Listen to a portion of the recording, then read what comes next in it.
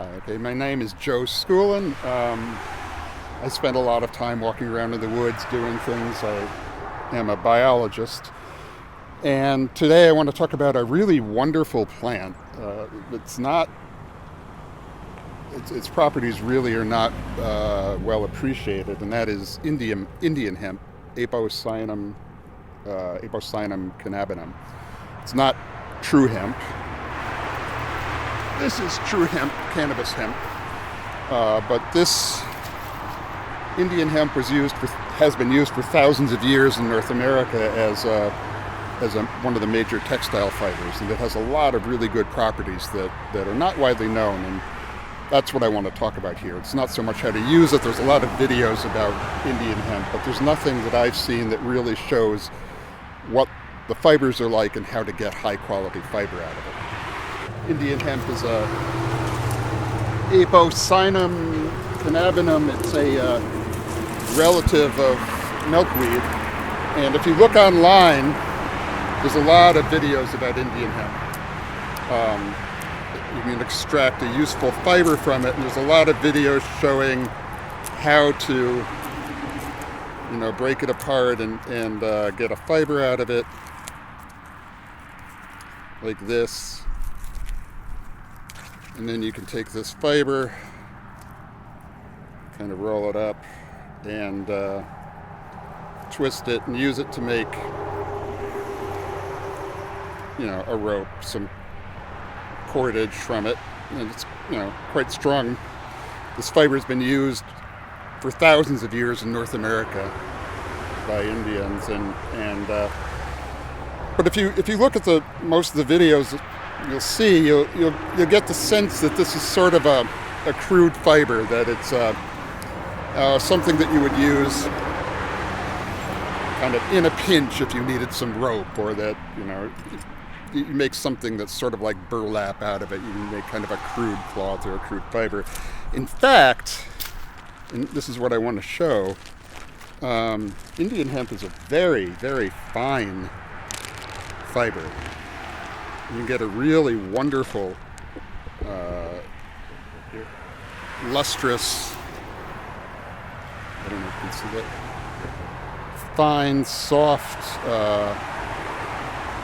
fiber out of it that is very useful. This is a much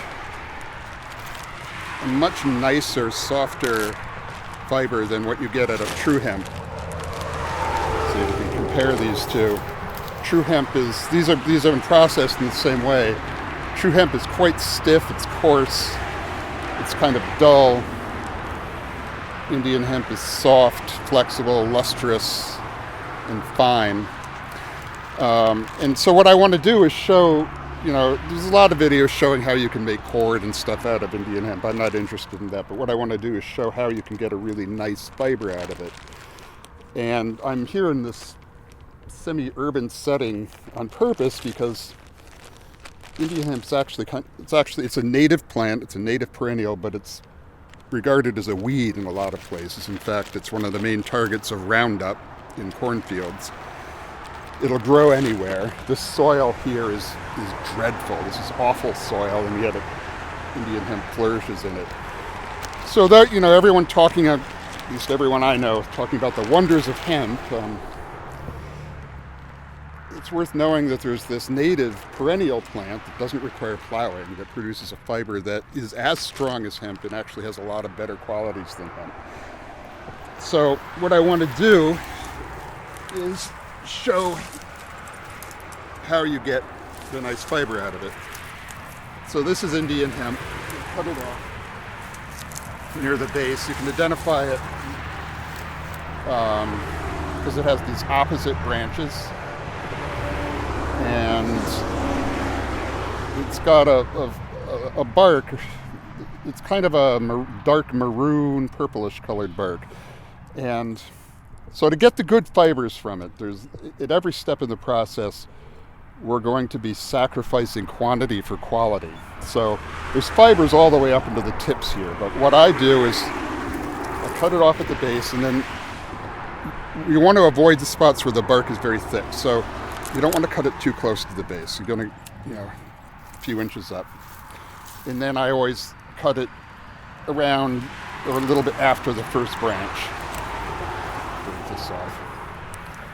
So you get a cane like this, and you just go through and you gather these. So here's one that's broken off. We don't want this base. What we want to do is collect a bunch of these. After you've harvested these Indian hemp canes, one thing you want to do is get them as absolutely dry as you can. Now you can leave them, like if you leave them in the backseat of a car in the sun, they'll dry out pretty quickly. But what I do is I put them in the oven at 170 to 190 degrees for a few hours just to get them bone dry, and it really makes everything else a lot easier. Okay, after you get them bone dry, first I want to show you what we're actually doing. Can we zoom in maybe? What we're going after is called a bast fiber. And this is a fiber that sits next to the phloem, which is one of the vascular tissues in a plant. So we have on the outside of the stem, there's this cuticle or bark. And then under that are these bast fibers.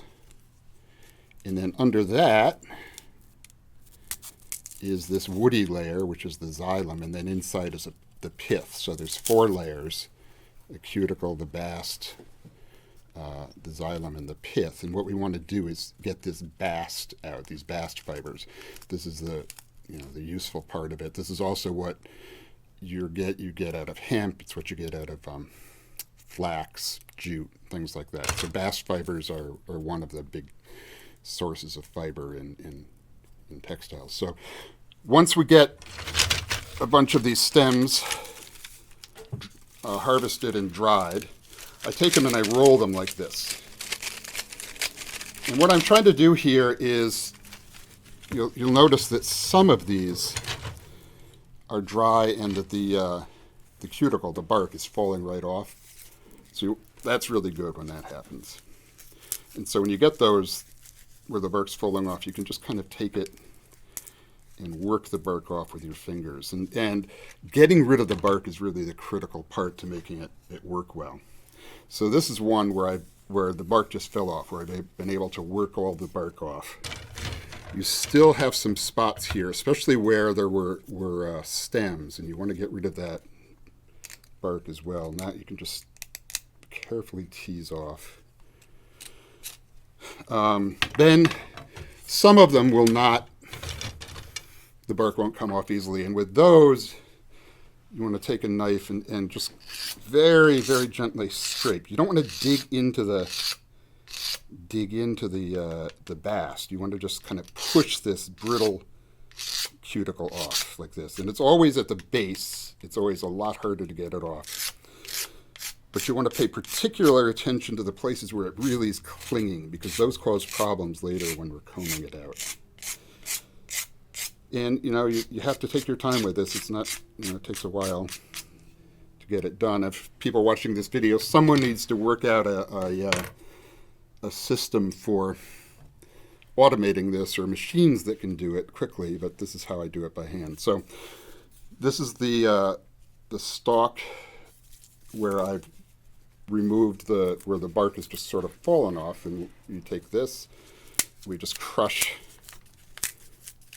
the cane. And I like to handle all of these at once. Other videos will show you breaking it into 2 or 4 parts, but I like to keep them all together, because then the fibers that are connected to each other don't break. So you break it open, and then you lay it out like this with the bark side down, and you just crack this, and you can, when it's dry, that inner part, the woody part, will just fall off.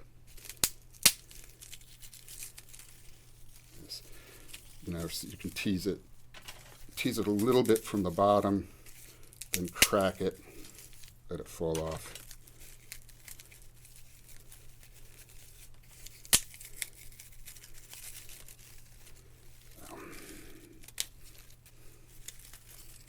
and you can see this, you're starting to expose the nice sheen of the fiber. So, and I just pulled the last part off. So now we have this bast fiber. Now,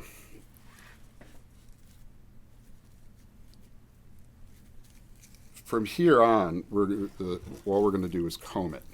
There's two kinds of fiber here, and this is from linen. You know, flax is the same. There's long fibers that go all the length of the stalk, and then there's a lot of short fibers. The long fibers are called line fibers. The short fibers are called toe fibers. And what we're going to do is brush it and get rid of those toe fibers. In the process, you see, if you look at the videos online, people will generally just take this, and you can kind of crush it, and you can roll this directly into a cord, and that's fine. But to really get the high quality fibers out of it, you have to brush it. And this is similar to what's done with flax. So you hold it like this, and then just brush it, and you're going to lose a lot of fiber when you do this because you're losing the short toe fibers. And this is why it's really important to get the bark off, because if you have bark on this, it catches on the teeth and it breaks the fibers. So you can see I'm pulling out short fibers, they're catching on the comb.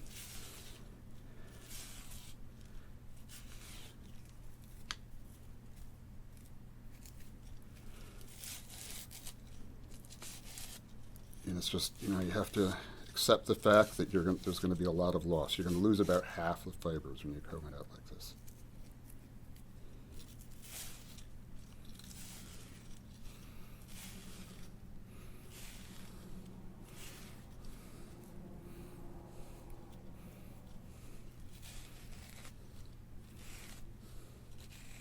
And this is just a brass brush. So there, that's what it looks like, and that's really all there is to it. Now, the color, if you collect this when it's still green, these fibers are white. And this color comes from pigments in the bark that leach down into it. So every stalk will have a slightly different color. And it's really one of the nice things about it is that it looks, this look, where flaxen hair comes from, because this looks like, it looks like someone's blonde hair. This is still fairly coarse, but if you take it and roll it, you can see that you can actually break these fibers up and they get finer. And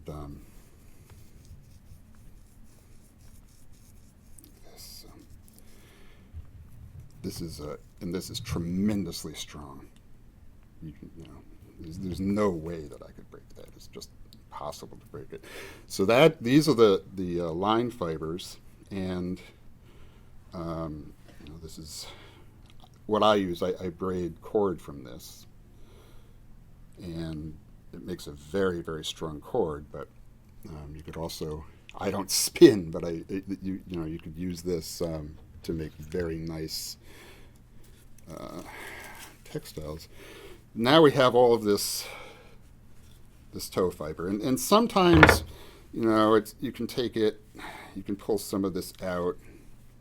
I'll show you. You comb this out, and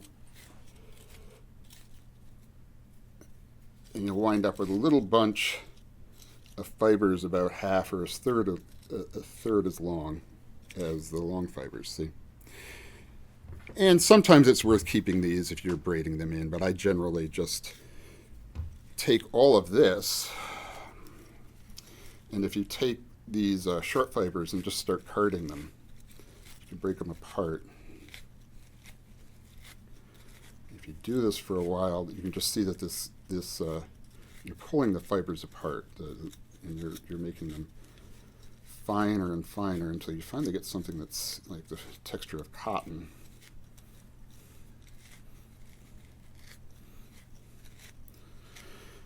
And this is can be used to make paper, but it can also be spun. It's still kind of coarse, but you can see.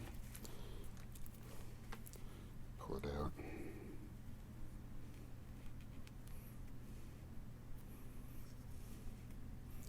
And I'm not a spinner either, so if someone is, this would be a very good thing to play with, but you can see you can make a thread out of that, and it's quite strong. So none of this is actually done on any kind of scale. there's no commercially produced textiles from Indian hemp, but with everyone talking about cannabis hemp and the wonders of cannabis hemp, and how good it would be to get away from cotton, it's worth knowing that there is this native plant that has thousands of years of history in textile use in North America, and that it's as strong as hemp. Like hemp, it doesn't get weak in water, and it's finer, softer, and prettier than hemp. So we shouldn't ignore these native plants when we're talking about alternative crops, especially since this is a perennial, and so you don't have to plow up fields every year to grow it.